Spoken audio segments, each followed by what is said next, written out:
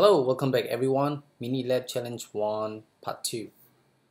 Mini Lab Challenge 1 Part 2 မှာကျွန်တော်တို့ BGP setup လုပ်မယ်ဆိုပြီးတော့ကျွန်တော်ပြောခဲ့တယ်။အဲ့တော့လေ့လာကြည့်အောင်။ Okay အဲ့တော့ဒီမှာ router 1မှာကျွန်တော် BGP configure လုပ်ပြီးသွားပြီ။ 65412 neighbor router 4. Okay, router 2မှာBGP configure လုပ်ပြီးသွားပြီ router 5နဲ့ router 4မှာဒီဘက်နဲ့လုပ်ပြီးသွားပြီ router 4မှာ1နဲ့ router 5မှာ2နဲ့ Okay အဲ့တော့ကျွန်တော် BGP လုပ်ပြီးသွားပြီဆိုတော့ကျွန်တော်လေ့လာကြည့်အောင်ဒါက OSPF အဓိကပါလဲဆိုရင်အဓိကဒီ R3 ရဲ့ loopback 3.3.3.3 လေးဒီ8.8.8.8 ကိုပြင်လို့ရမယ် 8.8.8.8 က 3.3.3 ကိုပြင်လို့ရမယ်အဲ့တော့ပထမဆုံးအနေနဲ့လေ့လာကြည့်အောင်ဒီ 3.3.3 က router 4 နဲ့ 5 ကိုရောက်လာလို့အရင်ကြည့်ရမယ် 3.3.3 ရဲ့1နဲ့2ကိုတော့ရောက်တယ်အခုကျွန်တော် BGP setup လုပ်လိုက်တယ်4နဲ့5ကိုရောက်လာကြည့်ကြည့်မယ် show IP route မရှိဘူး Okay, show IP route မရှိဘူးဟုတ်ပြီနော်ဒီမှာ verify လုပ်ကြည့်လို့ရှိရင်လည်းတွေ့လိမ့်မယ်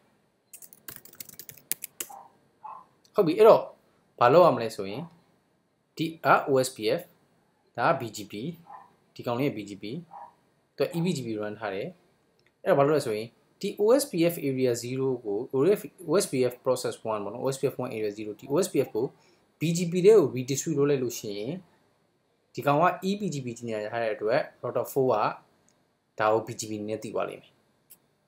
ဟုတ်ပြီနော်အဲ့တော့အခုလောဆယ် router 4နဲ့5မှာကျွန်တော်ခုန verify လုပ်ပြတယ် 3.3.3.3 ကမရှိဘူးဟုတ်ပြီအဲ့တော့ကျွန်တော်ဘာလုပ်မလဲဆိုရင် redistribute လုပ်လိုက်မယ်အဲ့ router 1မှာကျွန်တော် OSPF ဒီ OSPF ကို router 1နဲ့ redistribute လုပ်လိုက်မယ် BGP တွေကိုဒီထဲကိုဟုတ်ပြီနော်ကျွန်တော် pointer မြောက်လူမျိုးပြထားတယ် config t router BGP 65412 redistribute OSPF 1 that's it router 1နဲ့ကို redistribute လုပ်တာနဲ့ router 4မှာကြည့်ရောက်သွားပြီ okay BGP နဲ့တူတည်သွားပြီဒါကိုကိုယ့်ဘက်ကိုစမ်းကြည့်ပြီဒါပေမဲ့ router 5မှာမသိသေးဘူးဘာကြောင့်လဲဆိုတော့ router 2နဲ့5နဲ့neighbor ဆိုတော့ router 2မှာ redistribute လုပ်အောင် config t router BGP 65412 redistribute OSPF 1 router 5မှာကြည့်လိုက်ရောက်သွားပြီဟုတ်ပြီအဲ့တော့ဒီဟာကြီးက router 4နဲ့ 5ထဲကိုဒါကြီးတစ်ခုလုံးရောက်သွားပြီဒီဟာလေးတွေမကောက်အောင် show IP route ဘာလို့ BGP နဲ့ BGP neighbor လောက်ထားတဲ့ BGP နဲ့ရောက်သွားပြီ1ကို1 2 3ဒီ segment ကိုဒီ 3.3.3 ကိုရောက်သွားပြီ4နဲ့5ပါဟုတ်ပြီနော်အဲ့တော့4နဲ့5ထဲကိုရောက်သွားပြီဟုတ်ပြီအဲ့တော့နောက်တစ်ဆင့်အနေနဲ့ကဘာလဲဆိုလို့ရှိရင်4နဲ့5ထဲကိုရောက်သွားပြီဆိုတော့ဒါကြီးကအဲ့တော့4ကနေမှ6နဲ့7ကိုပြန်ပေးလာလို့ကျွန်တော်ကြည့်ရမယ်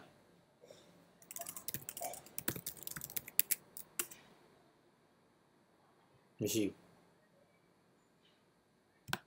okay 6မှာကြည့်မရှိဘူးပြန်မပေးဘူး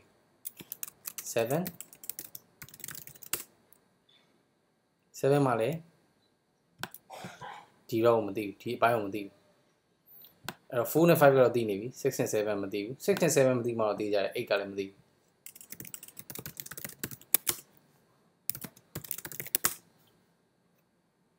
Okay အဲ့တော့ကျွန်တော်ပြဿနာတစ်ခုရှိပြီဟုတ်ပြီအဲ့တော့ဘာလုပ်မလဲဆိုလို့ရှိရင်အခုပထမဆုံး OSPF ကို BGP တွေကို redistribute လုပ်လိုက်တယ်ဒီ4နဲ့5ကဒီကောင်သိသွားပြီအဲ့တော့1 and 2ဘက်ကပြန်စဉ်းစားမယ်1 and 2ဘက်ကလည်း ဒီဟာကြီးကိုသိရမယ်ဟုတ်ပြီနော်အဲ့တော့ OSPF ကိုဒီတဲ့ကို redistribute လုပ်တယ်လို့မျိုးဒီ ENJP ကိုလည်း redistribute လို့မှ1 နဲ့2ကဒီ8ကိုသိမှာအခုကြည့်ကြည့်1 နဲ့2က show up route ဆိုပြီးတော့ကြည့်ကြည့်လို့ရှိရင်မသိဘူးသူ8ကိုမသိဘူး8ဒီမဟုတ်ဒီ ENJP စကူလုံးကြီးကိုသူမသိတာ1 နဲ့2က1 နဲ့2ကရန်ကုန်ရဲ့ data center ရဲ့ border router တွေဒီ single data center တစ်ခုလုံးသူမသိဘူး2ကလည်းသူမသိဘူး okay အဲ့တော့ဘာလုပ်မလဲဆိုရင်4 နဲ့5မှာ redistribute လုပ်ပေးရမယ်အဲ့တော့ redistribute မလုပ်ခင်မှာချက်ကြည့်1မှာအခုတော့တဲ့ဆိုပါတော့ show up route 8.8.8.0မရှိဘူး right show up route 8880မရှိဘူးဟုတ်ပြီအဲ့တော့4မှာ redistribute လိုက်မယ် config d route bgp 65445 redistribute enjp 10 metric ကိုကျွန်တော်1ပေးစရာမလိုပါဘူး YouTube enjp 10ဆိုရင်ရ4 out of 4မှာပေးလိုက်တာနဲ့4မှာ enjp ကို4မှာ redistribute ရေကိုထည့်လိုက်တာနဲ့1ကတည်သွားပြီ okay တည်သွားပြီဟုတ်ပြီနော်အဲ့တော့5မှာ redistribute လုပ်ရမယ်65445 redistribute enjp 10လုပ်လိုက်တာနဲ့ဒီမှာတည်သွားပြီ okay အဲ့တော့1 နဲ့ 2ကတည်သွားပြီ show up route ဆိုပြီးတော့ verify လုပ်ကြည့်လို့ရှိရင် 8.8.8.8 ကိုလည်းတည်တယ် 10.1 46 နဲ့ 57ကိုလည်းတည်တယ်ဒီဟာကိုလည်းတည်သွားပြီ 192.1 ဒီ segment ကိုလည်းတည်သွားပြီ okay အဲ့တော့2မှာလည်း verify လုပ်ကြည့်လို့ရှိရင်တွေ့လိမ့်မယ်ဟုတ်ပြီအဲ့တော့အဓိက1နဲ့2တွေတည်နေလို့မဖြစ်ဘူး3ကလည်းတည်မှာဖြစ်မယ်ဒီ 8.8.8.8 show up route မသိဘူး3ကဘာကြောင့်လဲဆိုလို့ရှိရင်ဒီ3က OSPF run ထားတာ1 2 3နဲ့ဟုတ်ပြီနော်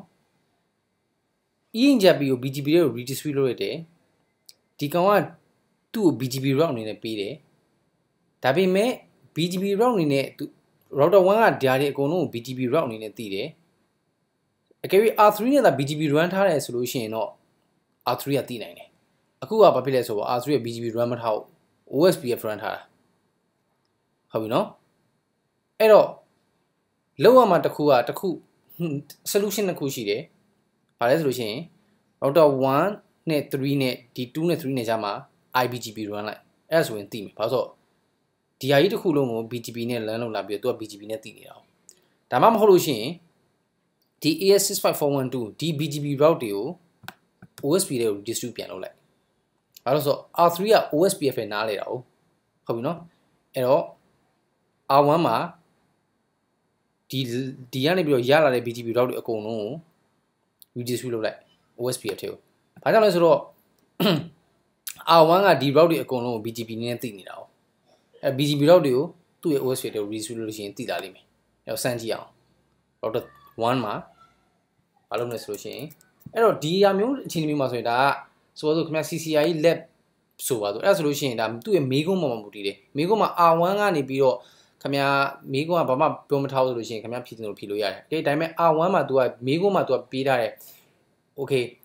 ဒီဟာကို IBGP ဒီဟာကို redistribute လုပ်ရမယ်ဆိုလို့ရှိရင်ခင်ဗျာ redistribute လုပ်ပါရမယ်။ဒါပေမဲ့ redistribute မလုပ်ရဘူးဆိုလို့ရှိရင်နောက်ထပ် lab တစ်ခုမှာ tutorial တစ်ခုမှာကျွန်တော်လုပ်ပြမယ်။ဒီဟာကိုကျွန်တော် IBGP run လိုက်မယ်။အဲဒါမေးခွန်းပေါ်မှာမူတည်တယ်။အဲ့တော့အခုဒီလိုအခြေအနေမျိုးမှာဆိုရင်ပထမဆုံးကျွန်တော်ဘာလုပ်မလဲဆိုရင်အခု router 3က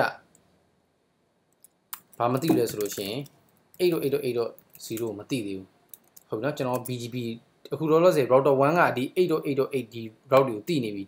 8.8.8 နဲ့ဒီဟာကြီးတွေကိုသိနေပြီအဲ့တော့ဒီ BGP route တွေကို OSP တွေကိုထည့်လိုက်လို့ရှိရင်သူရပါဘာလို့ဆို R3 က OSP ပဲနားလဲတာ config t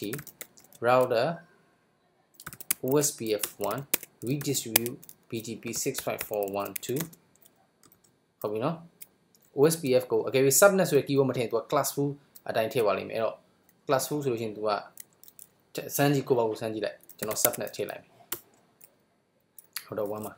ဟုတ်ပြီအဲ့တော့သိလားမသိလားစမ်းကြည့်မယ်3 okay ဒီအောင်သိသွားပြီဟုတ်လို့3ရ show IP route OSP နဲ့သူသိပါဒါပေမဲ့ဗာလဲဆိုရင် OSPF ဘာနဲ့သိတော့ external နဲ့သိဘာလို့ဆို redistribute လုပ်လာတဲ့ route တွေ okay ဟုတ်ပြီအဲ့တော့ဒါဆိုပါစို့ primary link ဆိုပါလို့ဒီကောင် down လို့ရှိရင်ဒီဘက်ကနေတွားလို့ရအောင် R2 မှာလည်းလုပ်ပေးရမယ် config the router OSPF1 redistribute BGP65412 subnets အဲ့ဆိုရင် router 3ကဘာသိပါလဲဆိုလို့ရှိရင်ဒါတွေအကုန်လုံးသိပါတယ်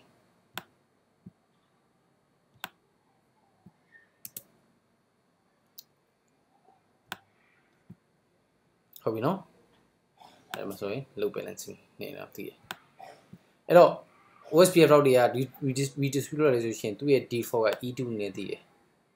okay OSPF E2 ဟုတ်ပြီအဲ့တော့ R3 ကနေပြီးတော့ 8.8.8.8 ကိုသိသွားပြီ ping 8.8.8.8.8 source က loopback 0တနည်းအားဖြင့်ပြောရင် loopback က3 source က 3.3.3.3 မသိသေးဘူးဘာကြောင့်လဲဆိုတော့ကျွန်တော်ခုနပြောခဲ့တယ်ဒီ R6 တို့7တို့8တို့ကတိမှမသိသေးတာဟုတ်ပြီနော်အဲ့တော့ခုနအတိုင်းပဲဗာပြင်လုပ်ရမယ်ဆိုရင် R4 နဲ့5ကဓာကြီးတစ်ခုလုံးကို BGP အနေနဲ့သူက LAN လောက်လာတယ် BGP နဲ့သိတယ်ဒါပေမဲ့ဓာကြီးဒီ EA ချက်ပြီး run ထားတဲ့အတွက်သူနားဒီ route တွေကိုသူတို့ကနားမလဲဘူးအဲ့ဘာလုပ်ရမလဲဆိုရင်ဒီ route တွေကို R4 နဲ့5က BGP အနေနဲ့သိတယ်အဲ့ BGP route တွေအကုန်လုံးသူ့ရဲ့ EA ချက်ပြီးကို distribute ပြန်လုပ်လိုက်ဒီဘက်က concept အတိုင်းပဲပြောင်းပြန်ဟုတ်ပြီနော်အဲ့တော့ verify လုပ်ကြည့်မယ်ပထမဆုံး show IP route 3330မရှိဘူး router 7မှာလည်း show IP route 3.3.3.0မရှိဘူး router 6မှာလည်း show IP route 3330မရှိသေးဘူးဟုတ်ပြီနော်ဒါဘာလုပ်မလဲဆိုရင်ဒီ BGP 65545 router 4က BGP route တွေကိုသူ့ရဲ့ EA ကြပြီးတော့ထည့်လိုက်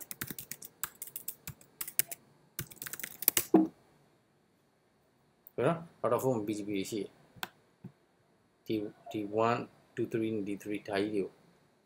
EA ကြပြီးတော့ထည့်လိုက်config the router EA ကြပြီး10 redistribute BGP 65445သူရဲ့ဒီ EA ကြပြီး route ဒီတစ်ခုလုံးတည်းကိုထည့်လိုက်မယ်ဆိုရင်ဒီမှာ metric ထည့်ဖို့လိုတယ် metric မထည့်လို့ရှိရင်သိမှာမဟုတ် metric ကဆိုတော့ကျွန်တော်1 မပေးလိုက် okay router 5မှာအဲ့ဒါဆိုရင်အဲ့လိုပြီးလိုက်တာနဲ့ဗာသိတာဆိုရင် router 4က redistribute လုပ်တာနဲ့6မှာကြည့်သိသွားပြီ7မှာကြည့်ဒီလမ်းကြောင်းတွေသိသွားပြီ8မှာကြည့်သိသွားပြီ okay အဲ့တော့5မှာကျွန်တော်ထပ်ပြီး redistribute လုပ်မယ်ဒီအောက်ကဒီ link router BGP 65 sorry router ENGP ESD10 redistribute BGP 65445 65445 metric 11 K1 K2 K3 K4 K5 really အဲ့တော့ဆိုရင် show IP route ဒါဆိုရင် DEX နဲ့ D1 2 3ကိုသိသွားပြီ verify လုပ်ကြည့်ကိုယ့်ဘာကို left လုပ်တဲ့ခါကျရင်ပြန်ပြီးတော့ကိုယ့်ဘာကိုစမ်းကြည့် okay 8 okay အဲ့တော့အခုဆိုရင်ဒါသိသွားပြီအဲ့တော့အခုဒီမှာဆိုရင် end to end စမ်းကြည့်မယ် router 3ရဲ့ loopback ကနေပြီးတော့ router 80 ထိကိုသွားကြည့်မယ် fine now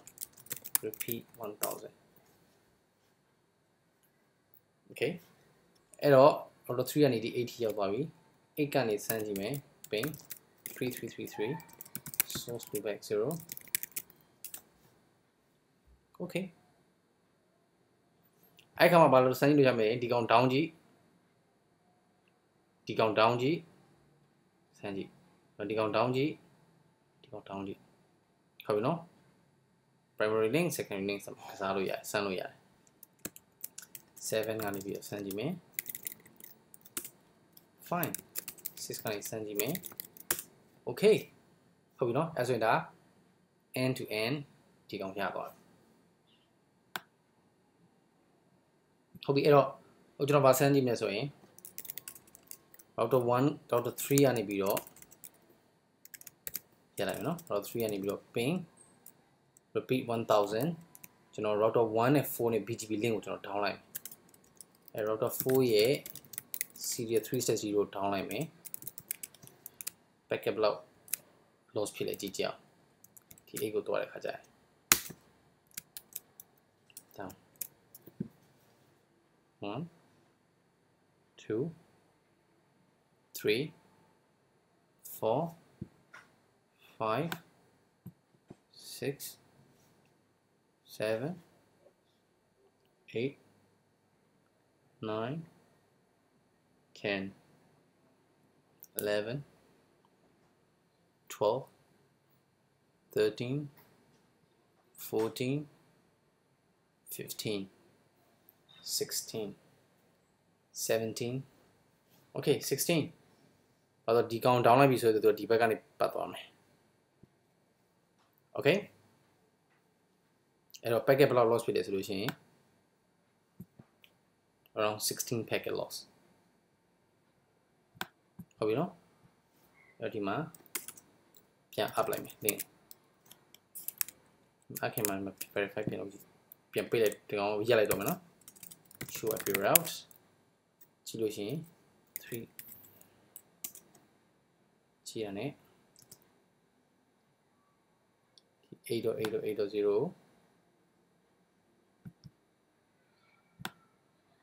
ဒီညနေသိမယ်ဟုတ်ပြီနော်ဒီညမှာ no shutdown ပြန်လုပ်လိုက်လို့ရှိရင်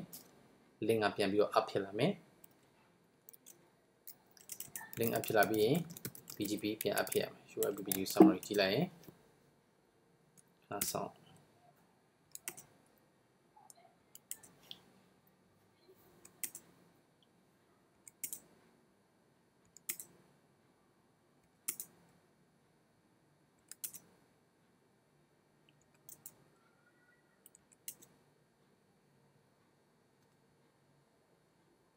okay အခုဒါ link ကပြန်ပြီးတော့ up ဖြစ်သွားပြီအဲ့ဒီမှာ router 3မှာပြန်ကြည့်မယ်ဆိုရင် load balancing ပြန်ဖြစ်သွားပြီဒီ path နှစ်ခုကနေ 10.1 3.2 နဲ့ 3.1 နှစ်ခုလုံးပြန်သိသွားပြီဟုတ်ပြီနော်အဲ့တော့ဒီနေရာမှာကျွန်တော်ဗာဆန်းပြမလဲဆိုလို့ရှိရင် router 1 နဲ့ 4မှာ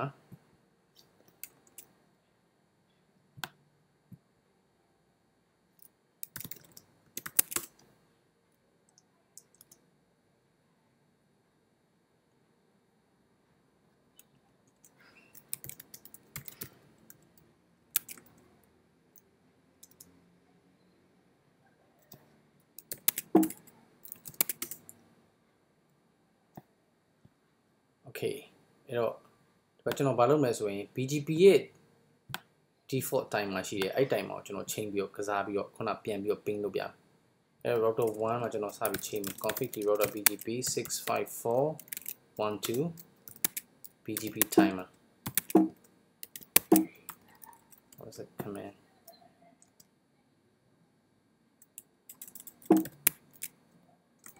timers BGP okay keep alive interval ကျွန်တော်1ပေးလိုက်မယ်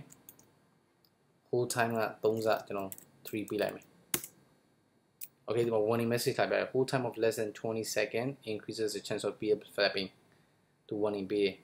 ဟုတ်ပြီနော်အဲ့တော့ router 1ဘက်မှာကျွန်တော်13ထားလိုက်ပြီ so 4ဘက်မှာလည်း sorry set router 4 65445 65445 timers BGP 13 okay အဲ့တော့ BGP ရဲ့ default timer ကိုကျွန်တော်ပြောင်းလိုက်ပြီ router 2ဘက်မှာလည်းချိန်လိုက်တယ် config router BGP 65412 timers BGP 13 router 4 2ဘက်မှာချိန်တော့5မှာလည်းချိန်မယ် config router BGP 65445 timers BGP 13 okay BGP timer chain လိုက်ပြီ timer chain ကိုကျွန်တော်ပြန်ကစားပြန်ပင်းကြည့်အောင် Route 3 and your ping. Okay. 8.8.8.8 allow. Video. Router the performance the link shut down on like. Config T interface series 360 shut down. Okay, you know payment.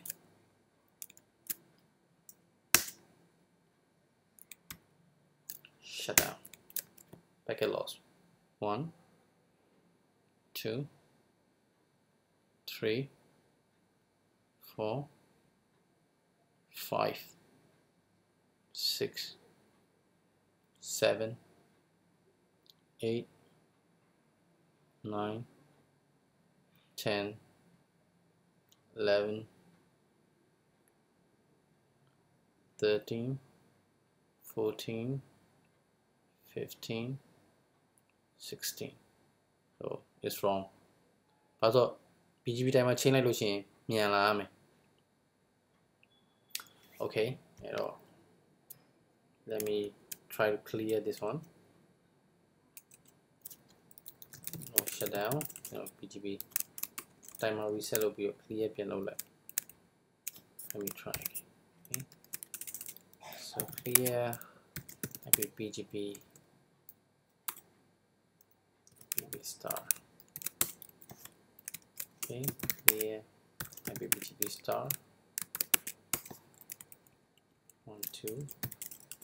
clear BGP star 2 clear BGP star okay ကျွန်တော် BGP ကို reset လုပ်လိုက်လုပ်ပြီးတော့ကျွန်တော်ပြန်ဆန်းကြည့်မယ်အဲ့တော့ဒီဘက်မှာ BGP timer ကျွန်တော်ပြန်စစ်ကြည့်လိုက် timer BGP okay 13 config လုပ်တာမှန်တယ် 4 timer BGP 13 okay timer BGP 13 okay timer BGP 13 okay အဲ့တော့ route ပြန် check ကြည့်မယ် show IP route 8880 okay မသိသေးဘူး okay TV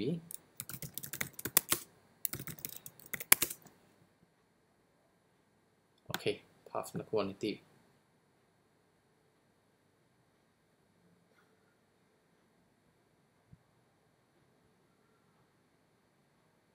okay အဲ့တော့ကျွန်တော်ပြန်ပြီးတော့စမ်းကြည့်မယ် ping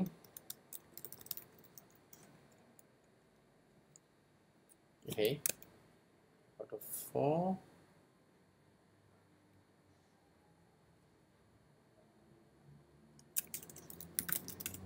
serial 3/0 shut down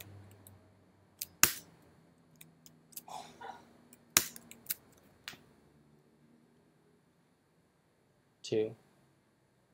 3 4 5 6 7 8 okay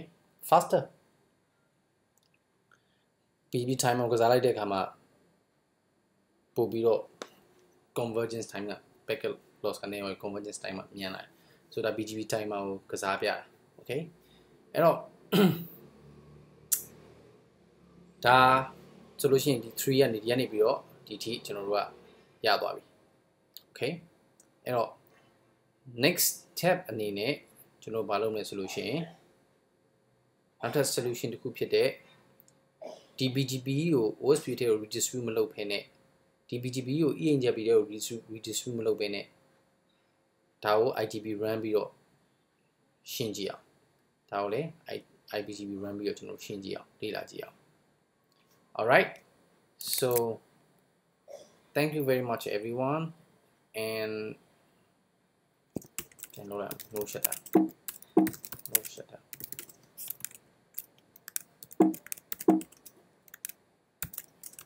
show your out to 8.8.0 okay အဲ့တော့ next tutorial မှာကျွန်တော်တို့ကဒီ ဒီ solution ကို BGP ကိုဒီထဲကို redistribute လုပ်တဲ့ solution မသုံးဘဲနဲ့နောက်ထပ် solution တစ်ခုသုံးပြီးတော့ကျွန်တော်ရှင်းကြည့်အောင်အဲ့တော့ကျွန်တော်ပြန်ဖြတ်လိုက်မယ် redistribute လုပ်ထားတဲ့ဟာကိုပြန်ဖြတ်မယ်ဆိုတော့ config t router OSPF1 no redistribute BGP 65412 verify လုပ်ကြည့်အောင်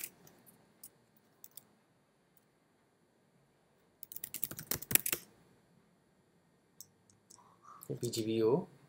OSP ကို redistribute မလုပ်တဲ့ဟာလုပ်ထားတဲ့ဟာဖြတ်ပလိုက်ပြီ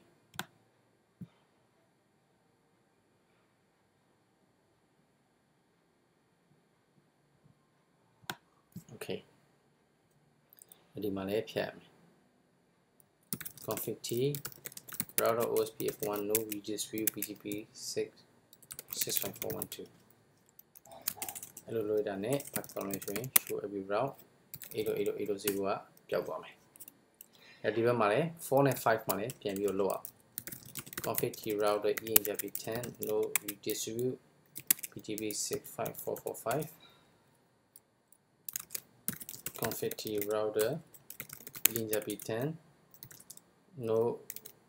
redistribute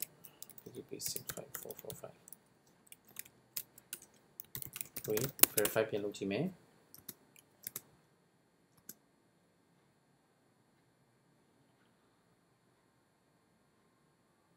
Okay BGP က ENJP ကို redistribute မလုပ်တော့ဘူး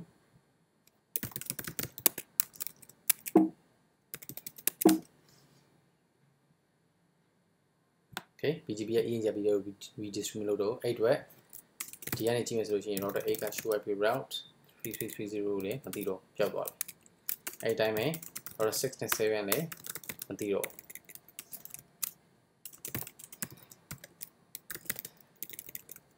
ဘူးနော်အဲ့တော့အခုလက်ရှိနောက်ဆုံးအခြေအနေကဘယ်လိုဖြစ်သွားပြီလဲဆိုလို့ရှိရင်ဒီ OSPF ထဲက OSPF က BGP ကို redistribute လုပ်တယ်ဒီ ENJP က BGP ကို redistribute လုပ်တယ်အဲ့တော့4နဲ့ 5ကဒီဟာတွေကိုသိတယ်1နဲ့2ကဒီ route တွေကိုသိတယ်ဒါပေမဲ့3ကဒါကိုမသိဘူးဒီ router တွေကဒီဘက်အောင်မသိဘူးအဲ့ဒါကြောင့်မို့ကျွန်တော်တို့ဒီဘက်ဒီ tutorial မှာ solution တစ်ခုလုပ်ပြလိုက်တယ်ဒီ BGP က BGP ကို OSP ကို redistribute လုပ်တယ်ဒီ BGP ကို ENJP ကို redistribute လုပ်လိုက်တယ်အဲ့ဒီပြဿနာရှင်းသွားတယ်အခုနောက်ထပ် next tutorial မှာ